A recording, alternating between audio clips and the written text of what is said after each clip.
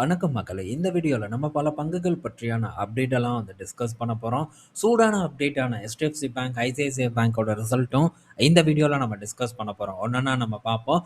நம்ம பார்க்க போறது HDFC பேங்கோட ரிசல்ட்ட தான் பார்க்க போறோம். HDFC பேங்க் இந்த காலாண்டுல பெட்டரான பெர்ஃபார்மன்ஸ தான் டெலிவர் பண்ணியிருக்காங்க. இயர் ஆன் இயர்ல இவங்களுடைய லாபம் 11% பார்த்தீங்கன்னா உயர்ந்திருக்கு. 20,691 கோடி இந்த காலாண்டுல ப்ராஃபிட்டா போஸ்ட் பண்ணியிருக்காங்க.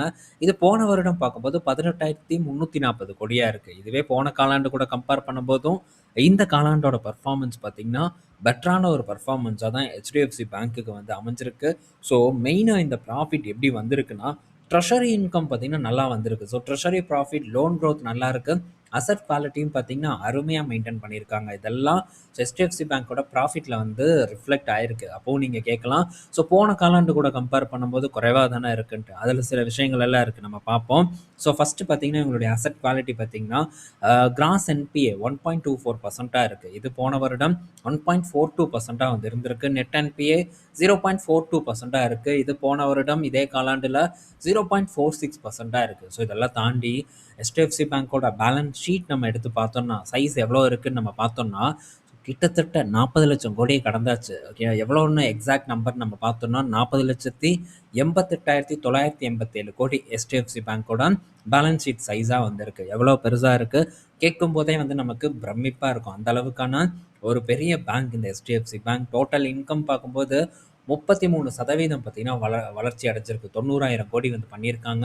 இதில் நெட் இன்ட்ரெஸ்ட் இன்கம் பார்க்கும்போது ஒரு 6.4% தான் க்ரோ ஆயிருக்கு. 32,615 கோடியா இருக்கு.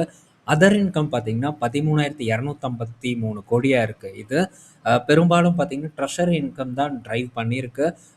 இதே ட்ரெஷரி ப்ராஃபிட் நம்ம எடுத்து பார்க்கும்போது 144% இயர் ஆன் இயர்ல க்ரோ ஆயிருக்கு. ட்ரெஷரி ப்ராஃபிட் 2,227 கோடி இந்த காலாண்டுல ட்ரெஷரி ப்ராஃபிட்டா இருக்கு. இது போன வருடம் இதே காலாண்டுல 924 கோடியா இருந்திருக்கு. ஆப்ரேட்டிங் எக்ஸ்பென்ஸ் பார்க்கும்போதும் உயர்ந்திருக்கு. ஸோ செலவினங்கள் பார்க்கும்போது அதிகமா இருக்கு. இதுல குறிப்பா ஃபர்ஸ்ட்டு ஓவராலா அப்படின்னு நம்ம பார்க்கும்போது 63% உயர்ந்திருக்கு. 18,771 கோடி ஓவரால் எக்ஸ்பென்ஸ் ஆயிருக்கு. இதுல எம்ப்ளாயி காஸ்ட் மட்டும் 7,203 கோடி. இதுல அடிஷனலா ஒரு 800 கோடி பார்த்தீங்கன்னா, அந்த புது லேபர் கோட் இதுக்காகவும் போயிருக்கு. 800 கோடி பார்த்தீங்கன்னா, HDFC பேங்க் இந்த காலாண்டுல இந்த லேபர் கோட்காக சென்ட் பண்ணியிருக்காங்க. ஸோ இது ஒரு பெரிய ஒரு இம்பாக்ட் ஏற்படுத்தியிருக்கு HDFC பேங்கோட ப்ராஃபிட்ல. ப்ரொவிஷன் பார்க்கும்போது இந்த காலாண்டுல 2,837 கோடி ஸ்பெண்ட் பண்ணியிருக்காங்க. ஸோ ப்ரொவிஷனும் பார்த்தீங்கன்னா வழக்கம் போல் நல்லா தான் HDFC பேங்க் பண்ணியிருக்காங்க. ஸோ லைட்டாக பார்த்தீங்கன்னா டிக்ளைன் ஆயிருக்கு ப்ரொஃபஷனில். பட் பெரிய அளவுக்கெல்லாம் கம்மி பண்ணல. 2,800 கோடிங்கிறது ஸோ இவங்க ஸ்டாண்டர்டுக்கு கரெக்டாக தான் பண்ணுறாங்க, மற்ற வங்கிகள் கூட கம்பேர் பண்ணும்போது. ஸோ ஓவராலாக HDFC பேங்கோட பர்ஃபார்மன்ஸ் பெட்டராக இருக்குது. So treasury income, treasury profit பார்த்தீங்கன்னா HDFC பேங்க்கை இந்த காலாண்டு நல்லா வழிநடத்தி கொண்டு போயிருக்கு அப்படிங்கிறத நம்மளால் பார்க்க முடியுது. ஸோ தொடர்ந்து பர்ஃபார்மன்ஸ் ஏற்படுதா அப்படிங்கிறத நம்ம வெயிட் பண்ணி பார்ப்போம். ஸோ இப்போதைக்கு இந்த லார்ஜ் கேப் பங்குகள் எல்லாமே ஒரு நல்ல வேல்யூவில் இருக்குது. நீங்கள் இப்போ பார்த்துருப்பீங்க, ஒரு மிட் சைஸ் வங்கி பங்கு, ஸ்மால் கேப் வங்கி பங்குகள் எல்லாம் நல்ல ஒரு பர்ஃபார்மன்ஸை கொடுத்துட்ருக்கு. ஸோ நிறைய பேங்க் பார்த்தீங்கன்னா ரொம்ப அண்டர் வேல்யூடாக இருந்த பங்குகள் எல்லாம் இப்போது அரௌண்ட் பார்த்தீங்கன்னா book value, price to book ஒரு 2 டைம்ஸ் கிட்ட வந்தாச்சு. பட் இப்போ HDFC பேங்கோட புக் வேல்யூ பார்க்கும்போது, ப்ரைஸ் டு புக் பார்க்கும்போது ஒரு 2.5 டைம் தான் இருக்குது. ஸோ இன்னும் பார்த்தீங்கன்னா அட்ராக்டிவாக இருக்குது. இப்போ வெறும் HDFC பேங்க் மட்டும் இல்லை, கோட்டாக்கு நல்லா கம்மியாக தான் இருக்குது.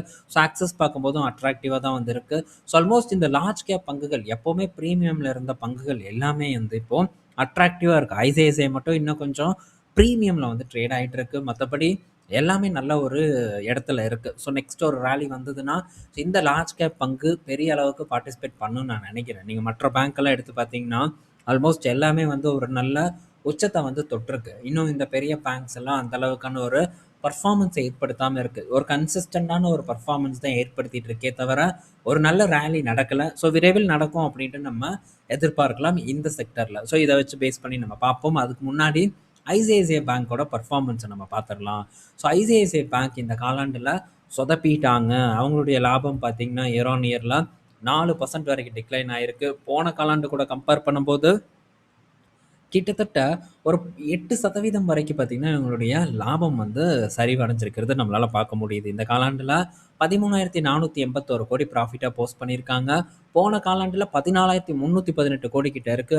முந்தைய வருடம் இயர் ஆன் இயர்ல பார்க்கும்போது 13,847 கோடியா இருக்கு. 2 கூட கம்பேர் பண்ணாலும் இவங்களுடைய லாபம் இந்த காலாண்டு சரிவடைஞ்சிருக்கு. இதுக்கு ரீசன் பார்த்தீங்கன்னா, ஒன் டைம் ப்ரொவிஷன். இந்த ப்ரொவிஷன்னால தான் இவங்களுடைய லாபம் வந்து இந்த காலாண்டு சரிவடைஞ்சிருக்கு. ஸோ கிட்டத்தட்ட 1268 கோடி கிட்ட பார்த்தீங்கன்னா, ப்ரொவிஷனா வந்து ஸ்பெண்ட் பண்ணியிருக்காங்க. சும்மா ஒண்ணும் பண்ணல. எப்பவுமே அவங்க சும்மா இப்படியெல்லாம் பண்ண மாட்டாங்க. அதிகப்படியா ப்ரொவிஷன ஒரு 1500 கோடிக்குள்ள தான் மேக்ஸிமம் பார்த்தீங்கன்னா, ஐசிஐசிஐ பேங்க் ப்ரொவிஷனா வந்து ஸ்பெண்ட் பண்ணுவாங்க. ஏன் இந்த காலாண்டுல 2556 கோடி ப்ரொவிஷனா ஸ்பெண்ட் பண்ணியிருக்காங்கன்னு பார்த்தா, ஆர்பிஐ பார்த்தீங்கன்னா டைரக்ட் பண்ணியிருக்காங்க. ஸோ நீங்க வந்து ஸ்பெண்ட் பண்ணணும், ப்ரொவிஷன் ஒதுக்கணும் அப்படின்ட்டு அவங்க பார்த்தீங்கன்னா சில கைடன்ஸ் வந்து குடுத்துருக்காங்க. எதுக்குன்னா, அக்ரி லோனு. ஸோ இந்த கிசான் கிரெடிட் கார்ட்ல ஏதோ ஒரு லோன் அசெட் குவாலிட்டி கொஞ்சம் பாதிக்கிற மாரி இருக்குன்னும் சில இன்ஃபர்மேஷன் வந்திருக்கு. ஸோ இத பேஸ் பண்ணி ஆர்பிஐ பார்த்தீங்கன்னா உங்களுக்கு ஸோ அக்ரி லோன் புக்குக்கு ப்ரொவிஷன் வந்து நீங்க ஸ்பெண்ட் பண்ணணும்னு சொல்லியிருக்காங்க. இவங்க பண்ணாம இருந்திருக்காங்க. இந்த காலாண்டுல அத பண்ணியிருக்காங்க. ஸோ இதுதான் ரீசன். இந்த காலாண்டு ப்ரொவிஷன இவங்க அதிகமா வந்து ஸ்பெண்ட் பண்றதுக்கு. நெட் இன்ட்ரெஸ்ட் இன்கம் பார்க்கும்போது 21,932 கோடியா இருக்கு. ஸோ இந்த எச்டிஎஃப்சி பேங்க்குக்கும் இவங்களுக்கும் நெட் இன்ட்ரெஸ்ட் இன்கம் பார்த்தா 2 பேருக்கும் கிட்டத்தட்ட ஒரு 10,000 கோடிக்கு மேல கிட்டத்தட்ட கரெக்டா ஒரு 10,500 கோடி கிட்ட பார்த்தீங்கன்னா டிஃபரெண்ட் இருக்கு. ஹெச்டிஎஃப்சி பேங்க் முன்னிலையில இருக்காங்க. பட் growthன்னு பார்த்தா ஐசிஐசிஐ பேங்க் ஒரு 7.7% வந்து இந்த நெட் இன்ட்ரெஸ்ட் இன்கம் இந்த காலாண்டு வளர்ந்திருக்கு. இதே ஹெச்டிஎஃப்சி பார்க்கும்போது 6.4% தான் வந்து வளர்ந்திருக்கு. Gross NPA and net NPA ரெண்டுமே பார்த்தீங்கன்னா இம்ப்ரூவ் பண்ணியிருக்காங்க ஐசிஐசிஐ பேங்க்கும். ஸோ ஓவராலா ஐசிஐசிஐ பேங்க் பர்ஃபார்மன்ஸ் ப்ரொவிஷன்னால வந்து இம்பாக்ட் ஆயிருக்கு. கூடவே இந்த ஒன் டைம் லேபர் காஸ்ட் அது வேற 140 கோடி கிட்ட தான் ஐசிஐசிஐ பேங்க் வந்து மென்ஷன் பண்ணியிருக்காங்க. ரொம்ப பெருசாலாம் வந்து இல்லை. ஹெச்டிஎஃப்சி தான் அதிகப்படியான அமௌண்ட்டை வந்து இந்த காலாண்டு ஒதுக்கியிருக்காங்க. இவங்க ரொம்ப கம்மியாக தான் வந்து பண்ணியிருக்காங்க. ஸோ இதெல்லாம் வந்து ரீசன் ஐசிஐசிஐ பேங்க்குக்கு ப்ராஃபிட் வந்து சரிவடைவதற்கு. பட் இந்த ஒன் டைம் லேபர் காஸ்ட் குறைவாக இருக்கு. அது என்ன கணக்கு அப்படிங்கிறது நமக்கு தெரியல. ஸோ ஃபர்தராக நம்ம பார்ப்போம் என்ன நடக்குதுன்ட்டு. ஸோ இங்கே உங்களுக்கு பார்க்கும்போது தெரியும். ஸோ ஆர்பிஐ பார்த்தீங்கன்னா இந்த ஐசிஐசிஐ பேங்க்குக்கு ப்ரொவிஷன் வந்து இந்த அக்ரிகல்ச்சர் ரிலேட்டடாக வந்து அடிஷ்னலாக மேக் பண்ண சொல்லியிருக்காங்க. ஸோ அது ஒரு ரீசன் ஐசிஐசிஐ பேங்க்கோட ப்ரொவிஷன் டிக்ளைன் ஆகிறதுக்கு. ஸோ அடுத்தது ஸோ இந்த ப்ரைவேட் பேங்க் இடிஎஃப் கரெக்டாக பார்த்தீங்கன்னா 2 வருடம் ஆக போகுது. மார்ச் மாதம் 2024ல் இந்த ப்ரைவேட் பேங்க் இடிஎஃப்பை பற்றி நம்ம டிஸ்கஸ் பண்ணியிருப்போம். ஞாபகம் இருக்கும் பலருக்கும் நான் நினைக்கிறேன். ஸோ இப்போ பார்த்தீங்கன்னா பெரிய ஒரு பர்ஃபார்மன்ஸ் எல்லாம் வந்து இல்ல. லாஸ்ட்டா ஒரு 30 ரூபாவ ரீச் பண்ணியிருக்கு. இப்போ ஒரு 29 ரூபீஸ் கிட்ட வந்து ட்ரேட் ஆயிட்டு இருக்கு. நான் இத வாங்குனது என்னோட ஆவரேஜ் காஸ்ட்ன்னு பார்த்தா அரவுண்ட் ஒரு 23 ரூபீஸ் கரெக்ட்டா ஒரு 23 ரூபீஸ்க்குள்ள தான் பார்த்தீங்கன்னா, நான் இந்த பிரைவேட் பேங்க் இடிஎஃப் வந்து வாங்கியிருக்கேன். ஸோ அங்கருந்து பார்த்தீங்கன்னா, கணிசமா ஸ்லோவான ஒரு குரோத் தான் வந்து ஏற்பட்டிருக்கு. 2 வருடத்துக்கு 2 வருடம் அப்படின்னு பார்க்கும்போது இயருக்கு ஒரு டீசென்ட்டான ரிட்டர்ன் ஒரு 12%க்கு மேலான ரிட்டர்ன் வருஷத்துக்கு வந்து கிடைச்சிருக்கு. பட் இருந்தாலும் அந்த அளவுக்கான ஒரு வளர்ச்சி இல்ல. பட் கூடிய விரைவில் ஸோ இன்னும் வரக்கூடிய காலாண்டுகள்ல இந்த பிரைவேட் பேங்க் இடிஎஃப் ஒரு பர்ஃபார்மன்ஸ் பண்ணும்னு நான் நினைக்கிறேன். ஸோ ஹெச்டிஎஃப்சி பேங்க்கை பொறுத்தவரைக்கும் ஸோ நமக்கு ஒரு ஆப்பர்ச்சுனிட்டி அப்படின்னு நம்ம எடுத்து பார்த்தோம்னா ஸோ இன்னும் கொஞ்சம் வந்து சரிவடையணும். ஸோ ஹெச்டிஎஃப்சி பேங்க்கோட பர்ஃபார்மன்ஸ் பெட்டராக தான் வந்து இருக்கு. ஸோ ஃபர்தராக அவங்க நல்ல ஒரு பர்ஃபார்மன்ஸை போஸ்ட் பண்ணுவோம் அப்படின்ட்டும் இதுக்கு முன்னே வந்து சொல்லியிருந்திருக்காங்க.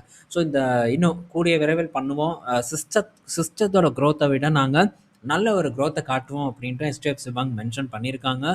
ஸோ இப்போ ஹெச்டிஎஃப்சி பேங்க் பொறுத்த வரைக்கும் ஒரு சரிவு அடைஞ்சிட்டு வந்துட்டு இருக்கு. 1000 ரூபீஸ் கிட்டத்தட்ட ஒரு 100 ரூபா பார்த்தீங்கன்னா கரெக்டாக இருக்கு. ரொம்பலாம் இல்லை, ஒரு 100 ரூபாய்க்குள்ள தான் வந்து கரெக்ட் ஆயிருக்கு. ஸோ இந்த ஹெச்டிஎஃப்சி பேங்க் இன்னும் வந்து அடுத்த கட்ட மேபி நம்ம அக்யூமுலேட் பண்ணலாம் அப்படின்ட்டு ஒரு லாங் டேர்ம் அப்படின்ட்டு இருந்ததுன்னா ஸோ இந்த ஒரு ரேஞ்ச் இந்த சப்போர்ட் பார்த்தீங்கன்னா ஒரு நல்ல ரேஞ்சாக பார்த்தீங்கன்னா ஹெச்டிஎஃப்சி பேங்க்கை பொறுத்த வரைக்கும் இருக்கும்னு நான் நினைக்கிறேன். ஸோ மேபி அந்த ரேஞ்ச் வந்ததுன்னா கண்டிப்பாக நம்ம அப்போ இதை பற்றி டிஸ்கஸ் பண்ணுவோம். அதுக்கு மாற்றா அப்படின்னு நம்ம பார்த்தா இந்த பிரைவேட் பேங்க் இடிஎஃப் வந்து கொஞ்சம் நல்லா இருக்கு. இந்த பிரைவேட் பேங்க் இடிஎஃப்ல பார்க்கும்போது ஹெச்டிஎஃப்சி பேங்க் அண்ட் ஐசிஐசிஐ பேங்கோட வெயிட்டேஜ் தான் அதிகமாக வந்து இருக்கு. ஸோ இது ரெண்டுமே ஒரு டாப் ஒரு 40%க்கு மேலே பார்த்தீங்கன்னா வெயிட்டேஜ் வந்து இதில் இருக்கு. பேலன்ஸ் பார்க்கும்போது கோட்டாக், ஆக்சிஸ் பேங்க் தான் மேக்ஸிமம் வெயிட்டேஜ் பார்த்தீங்கன்னா இந்த பிரைவேட் பேங்க் இடிஎஃப்ல இருக்கு. ஸோ லார்ஜ் கேப்பை மட்டும் நம்ம ஃபோக்கஸ் பண்ணணும் அப்படின்னு நம்ம நினைச்சோம்னா இந்த பிரைவேட் பேங்க் இடிஎஃப் வந்து நமக்கு ஒரு சரியான ஒரு தேர்வாக இருக்கும்னு நான் நினைக்கிறேன். ஸோ இதையும் சைட் பை சைட் வந்து பார்த்துக்கோங்க. மேபி லார்ஜ் கேப்பில் ஒரு எக்ஸ்போஜர் வேணும், தொடர் சிப் பண்ணணும் அப்படின்னு நினச்சா இந்த பிரைவேட் பேங்க் இடிஎஃப் பார்த்தீங்கன்னா ஒரு நல்ல ஒரு ஆப்பர்ச்சுனிட்டி இருக்கிற இடமா தான் எனக்கு வந்து படுது. So private bank ETF and oil ETF இது ரெண்டும் தான் எனக்கு பெரிய பர்ஃபார்மன்ஸை போஸ்ட் பண்ணாத இடிஎஃபாக வந்து இருக்குது. பட் விரைவில் வந்து ரெண்டும் போஸ்ட் பண்ணணும் லாங் டேர்மில் அப்படின்னு நான் எக்ஸ்பெக்ட் பண்ணுறேன். ஸோ எதுவும் வாங்கின உடனே பார்த்தீங்கன்னா அப்படியே நல்ல ஒரு ஏற்றத்தை வந்து கொடுத்துறாது. ஸோ காலம் எடுத்துக்கும், டைம் எடுத்துக்கும். இது எடுத்துக்கிட்டும் ஒன்றும் பிரச்சனை இல்லை. ஸோ பொறுமையாக ஒரு நல்ல ரிட்டர்னை கொடுத்தாலே போதுமான ஒன்றா தான் நான் வந்து பார்க்குறேன். ஸோ நெக்ஸ்ட்டு பார்த்தீங்கன்னா ரிலையன்ஸ் இண்டஸ்ட்ரீஸ் வந்து நேத்து இந்த லண்டன் ஸ்டாக் எக்ஸ்சேஞ்ச்ல இதோட ஜிடிஆர் குளோபல் டெபாசிட்டரி ரெசிப்ட் பார்த்தீங்கன்னா, ஒரு 2% வந்து டிக்ளைன் ஆகி ட்ரேட் ஆனதா ஒரு டேட்டா வந்து குடுத்துருக்காங்க. ஸோ, அதனால நம்ம மார்க்கெட்ல என்ன எக்ஸ்பெக்டேஷன் போயிட்டுருக்குன்னா, ஸோ மண்டே ஓப்பனிங்ல கேப் டவுன் ரிலையன்ஸ் இருக்கும் அப்படிங்கிற ஒரு எதிர்பார்ப்பு வந்து இருக்கு. ஸோ, பார்ப்போம் கேப் டவுன் நடக்குதா? இல்லங்கிறது இன்னும் கொஞ்சம் கூட ஃபர்தரா டவுன்ஃபால் நடக்குதான்ட்டு நடந்ததுன்னா, நம்மள பொறுத்தவரைக்கும் ஒரு நல்ல விஷயம் தான். ஸோ, நெக்ஸ்ட்டு மாருதி சுசுகி கிட்ட இருந்து ஒரு அப்டேட்டு. மாருதி சுசுகி கிட்டத்தட்ட குஜராத்ல ஒரு 35,000 கோடி பார்த்தீங்கன்னா, புது பிளான்ட் அமைக்கிறதுக்காக இன்வெஸ்ட்மென்ட் பண்ண போறதா ஒரு செய்திய வந்து நமக்கு குடுத்துருக்காங்க. ஸோ, இதுக்கு முன்னாடி ஒரு 3,500 கோடி கிட்ட பார்த்தீங்கன்னா, ஸ்பெண்ட் பண்ணி ஒரு புரொடக்ஷன் பிளான்ட்ல எக்ஸ்பாண்ட் பண்ண போறதா சொன்னாங்க. இப்போ 35,000 கோடி வரைக்கும் இன்வெஸ்ட்மென்ட் பண்ண போறதா சொல்லியிருக்காங்க. இது மாருதி சுசுகிய பொறுத்தவரைக்கும் நல்ல செய்தி. ஒரு பக்கம் எக்ஸ்போர்ட் நல்லாவே வந்து வளர்ச்சி அடைஞ்சுட்டு வந்துட்டுருக்கு. இன்னொரு பக்கம் டொமஸ்டிக் பெர்ஃபார்மன்ஸ்லயும் நல்லாவே வந்து களை கட்டிட்டு இருக்கு மாருதி சுசுகிக்கு. ஸோ, இப்போ இன்வெஸ்ட்மென்ட் பண்றது சரியான ஒரு விஷயம் தான். ஏன்னா, ஸோ அப்பதான் கரெக்ட்டா டக்கு டக்குன்னு வந்து டெலிவர் பண்ண முடியும். சேல்ஸையும் வந்து தொடர்ந்து இம்ப்ரூவ் பண்ண முடியும். இது நல்ல செய்தி மாருதிய பொறுத்தவரைக்கும். அடுத்தது ஆர்பிஎல் பேங்கோட ரிசல்ட் வந்திருக்கு. ஸோ, ஆர்பிஎல் பேங்க் பார்த்தீங்கன்னா, இந்த காலாண்டுல பெரிய ஒரு பெர்ஃபார்மன்ஸ் மாரி காட்டுனாலும் கூட, ஸோ இன்னும் இந்த ஆர்பிஎல் பேங்க்ல பல சிக்கல்கள் ஓடிட்டுருக்கு. ஸோ, கிரெடிட் கார்ட் கடன் அண்ட் பர்சனல் லோன் கடன் பார்த்தீங்கன்னா, ஆர்பிஎல் பேங்கோட தலையில ஏறி உட்காந்து ஆடிட்டு இருக்கு. அடுத்த காலாண்டுல இதெல்லாம் சரியாயிரும் அப்படின்ட்டு ஆர்பிஎல் பேங்க் வந்து சொல்லியிருக்காங்க. So, year on year, quarter on quarter beat பண்ண ஒரு ரிசல்ட்டா இருந்தாலும் கூட, ஸோ இவங்களுக்கு இன்னும் கொஞ்சம் பிரஷர் இருந்துட்டு தான் இருக்கு. பட் அதுக்குள்ள ஷேரோட பிரைஸ கொண்டு போய் திரும்ப வந்து உச்சத்துல வந்து வச்சுட்டானுங்க. ஸோ என்னய்யா இதெல்லாம் அநியாயம். ஸோ இன்னும் பார்த்தீங்கன்னா, இதுல இருக்கக்கூடிய பிரஷரே வந்து சரியாகல. பட் அதுக்குள்ள பார்த்தீங்கன்னா, அந்த அளவுக்கான ஒரு ஏற்றம் வருடத்துக்கு இயர் ஆன் இயர், அதாவது போன வருடம் ஜனவரில நம்ம இன்வெஸ்ட்மென்ட் பண்ணியிருந்தா, ஆல்மோஸ்ட் பார்த்தீங்கன்னா, டபுள் த ரிட்டர்ன் இந்த ஆர்பிஎல் பேங்க் நமக்கு டெலிவர் பண்ணியிருக்கோம்.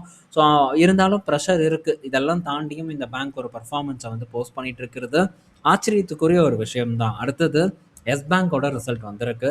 ஸோ, எஸ் பேங்கோட பெர்ஃபார்மன்ஸும் இந்த காலாண்டுல பெட்டரா இருக்கு. இத்தனைக்கும் ப்ரொவிஷன் எல்லாம் பார்த்தீங்கன்னா, அதிகமா தான் ஸ்பெண்ட் பண்ணியிருக்காங்க. அப்படி இருந்தும் கூட எஸ் பேங்கோட லாபம் பார்த்தீங்கன்னா, நல்லாவே வந்து வளர்ச்சி அடைஞ்சிருக்கு.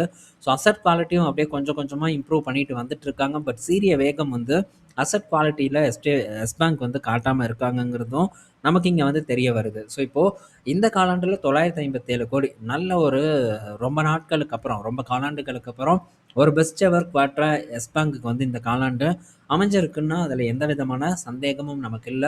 ஸோ, பெட்டர் பெர்ஃபார்மன்ஸ் ப்ரொவிஷன இம்ப்ரூவ் பண்ணியும் எஸ் பேங்க் இந்த காலாண்டுல டெலிவர் பண்ணியிருக்காங்க. இன்னும் சில பிஎஸ்யூ வங்கி பங்குகளோட ரிசல்ட் கூட வந்திருக்கு. இந்த வீடியோல நம்ம எல்லாத்தையும் உட்காந்து டிஸ்கஸ் பண்ண முடியாது. ஸோ, நம்ம நாளைக்கோட வீடியோல இத பற்றியெல்லாம் வந்து டிஸ்கஸ் பண்ணலாம். இந்த வீடியோல பல இன்ஃபர்மேஷன் பத்தி பார்த்திருப்போம். ஸோ, இதெல்லாம் பயனுள்ளதா இருக்கும்னு நான் நினைக்கிறேன். நாளைக்கு நம்ம இன்னொரு வீடியோல மீட் பண்ணுவோம். பாய் மக்களே!